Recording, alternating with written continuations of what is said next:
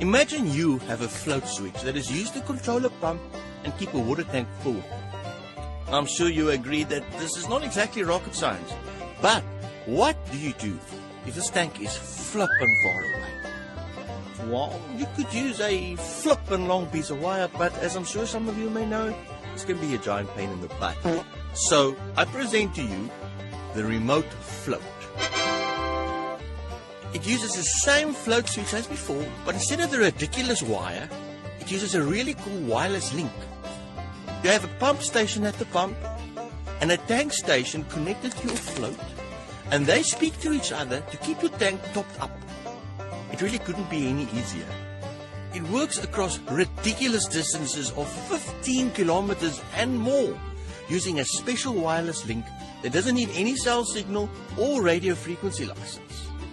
Remote Float comes pre-built into badass weatherproof boxes that are super simple to install. The tank station uses 2 AAA batteries that can last up to 2 years, while the pump station has a built-in power supply and a 30 amp relay. So chances are, you don't need anything else to get your system going. You need no extra switchgear or enclosures, and definitely no solar panels or chargers. No mess, no fuss, just level control done right.